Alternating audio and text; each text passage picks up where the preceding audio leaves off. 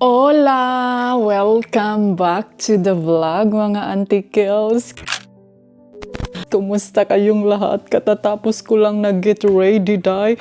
Meron akong balita sa radyo at TV. Katatapos ko lang din nag-sort out sa aking mga damit. Kasi ito, alam nyo ba? Itong nandito lahat sa bed, plano ko sanang ibenta. Mamaligya unta ko dahil ibenta ko sana siya sa Vinted dito sa Europe lang ba. Pero ang nangyari mga antikels, nag-try na ko isa ka product. Day, daghan man siya pangutana, day. Ang dami niyang tanong, measurement and everything and so on. And then yung benta ko is 5 euro, 1 euro, 60 pesos. Ganyan lang yung mga presyohan ba. Na-stress ang inyong antika-dyers. Murag nawadaan ko gana, antikels. Kato lang ang ipangutana. So sabi ko sa isip ko na, ay, parang dili na ko ni siya talent. Hindi ko to siya talent kay murag nahasulan man ko. Uy, kay daghan siya pangutana, antikels, measurement, size, and everything, and so on, and so forth. And then, ang naka-downside din mga zay is, like example, pag may mag-order no, and then kailangan ko siyang i-send sa post office, post office, and then ang daming kailangan mong i-explain sa description. Yun yung online selling nila dito. So sabi ko sa isip ko, ay, wag na kining dili na ko talent jud.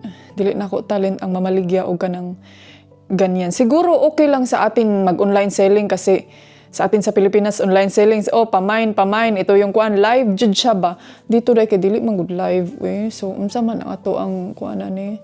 So, sabi ko ngayon sa sarili ko na I think mag-focus na lang ako sa aking pag-vlogging jud dahil sa Facebook at saka YouTube. Yun na lang yung ifo-focus ko, mag-content na lang ko mga antikels. And then yung perfume na ilalunch natin sa Pilipinas, yun na lang yung ko kasi mahirap man dito mga antikels.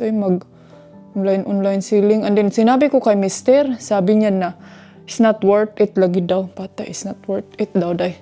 Ana siya nga, kanang kung kwarta lang daw, kung pera lang daw ang inaano ko antikels, dili daw siya worth it sa kahasol.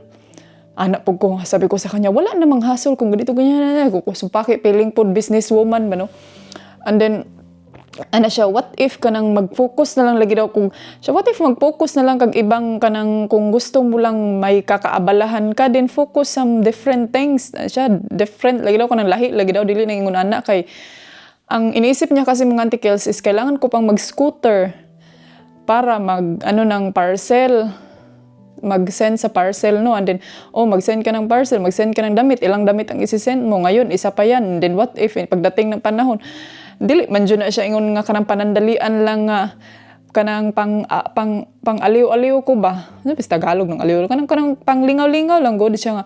Kung gusto mo nang may pagkakaabalahan ka na mai-enjoy ka, keep your vlogging na lang lagi daw sa social media, ganito ganyan, sabi niya. Kasi hindi mo naman kailangan na you have to earn kanang malaki. Sabi niya sa akin, sabi ko, bitaw, no? Tama, bitaw, no? Nga, bakit pa ba ako pasok-pasok sa mga ganitong ganyan? Gahasol-hasol naman. Kaya na-stress ko ba? Na-stress ko dahil kaya nangutan na ako. Ang measurement daw sa hips o sa raise niya, ako patay, asa mo na napintang ako, patay kalibutan. XL medyo o XSS raman niya atong size. So, sabi ko nga, ay, bitaw, no? Tama po si Mr. Nga, di na lang dyan ko magsulod-sulod na niya. So, karon mga antikels, yan yung mga damit na kailangan ko siyang aning usab na po siya og pili ba kung gusto ko ba. And then yung iba, ibigay ko na lang ni Ate Joby kung gusto niyang pilian. Tapos ito, wala daghang ka-issue doy. Ito siya, mga damit na hindi ko na talaga hinday. Kailangan ko nang i-let go. Pero before na ko ni i-let go, paanuhin ko muna ni Mr. Kining kasi gusto niya himog trapo ba.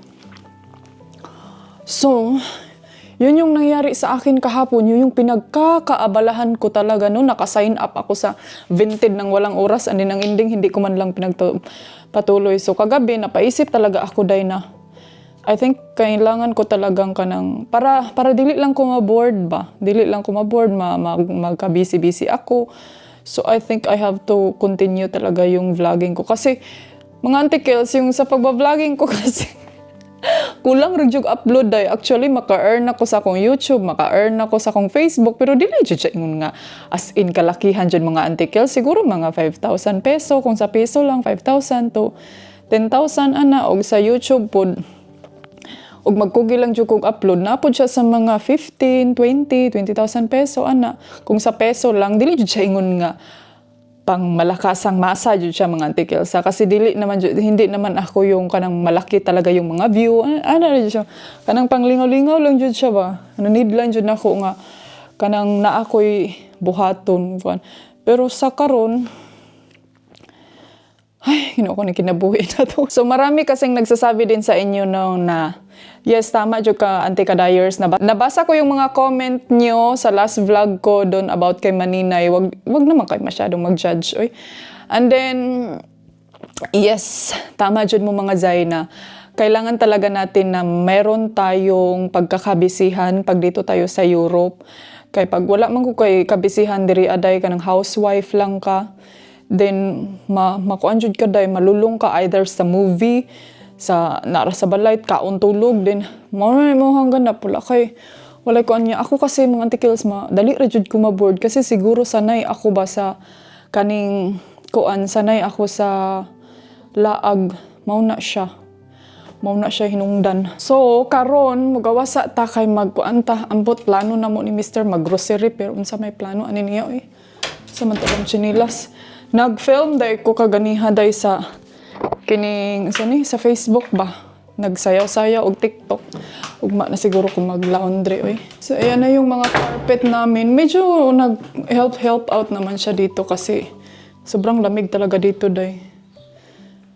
My love, I think we have to go to grocery ba? But where could that be? It's closed man. We don't have food.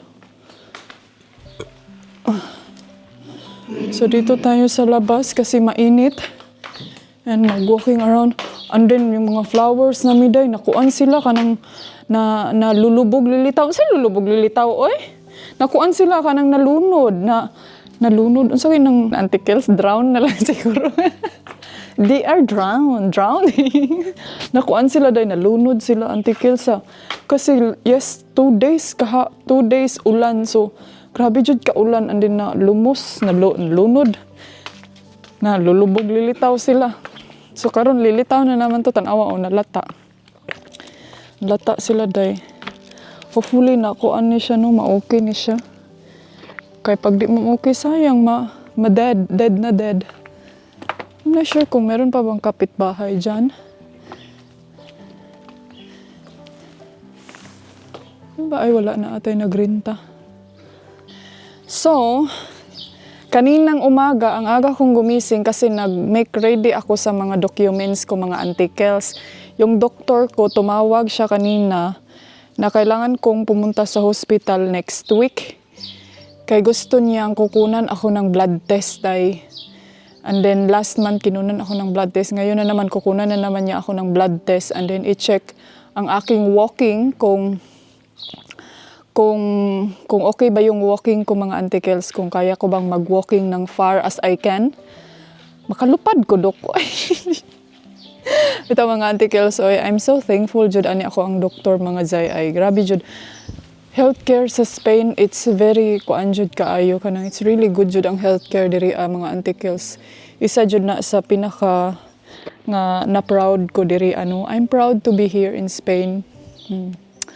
Mao nang gikuan jud ako day naningkamot talaga ako na kanang hopefully kanang before nag-start akong kining process sa kanilang healthcare dito day talaga ako na baka hindi ma-approvean yung ko ba kining yung sa work ko sa social media kasi pilar man na income wala na 200 300 euro wala katunga day ako ang insurance mga Auntie Kels, 300 euro every month. O niya atong income, 200 100 euro. Lugi. Nalugi. Manang in-check ani, oy. Nalugi ang in-check day. Nalugi sila, Auntie Kels. Nalulugi sila day. Buti na lang kay wala ra pud sila nag-react ba, no? Pero, yung anak, jud ko kakanang, alam nyo ba mga Auntie Kels, meron akong chika. Yung doktor ko pa, nagbigay ng kanagaling namurag papers ba na ma-process jud siya in a rush gani kay syempre nabaya na insurance ba nano niya nabaya na kana sa government insurance ba nabaya jud na yung mga pila niya pagulaw po kay priority ka niya muhang sweldo ra ba believe jud ko kaayo sa ilahang health sa amo ang kuan diri kining dito na area namin kay tinutulungan talaga nila yung mga kanang mga tawag ito dai kaning mga netizen ba nila. So, siguro na ano lang din yung doktor ko sa akin kasi wala ba ako family nun niya. Alam niya ba na kami lang ni Mr. ang laging nagpa-process, nagkuhan niya. Alam din niya kung gaano kahirap, kahazel and everything. So, hini-help out din niya kami. Meow, meow, meow, meow. Ayog ambak ha. Sig makalangoy ka dihagwa sa oras. Maganda yung weather today, blue sky, kahapon grabe, ulan, perting ulan na jud as in. Sa kakusog sa ulan mga jay, yung electric namin makat off siya. Na month, unsa naman ta karon?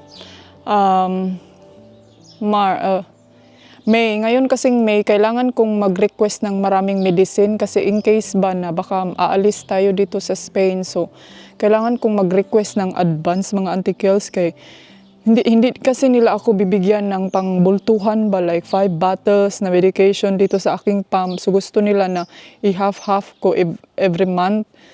Kay sobrang mahal. Alam nyo ba kung magkano ang na-bill na total of bill sa aking medicine last time nung nag-travel kami day? Kung sa piso mga antikel siguro almost 600,000 peso jud siya day. Nag-feelings nga mura kog kanang tama pa ba tama pa ba yung calculation nila sa sahod ko?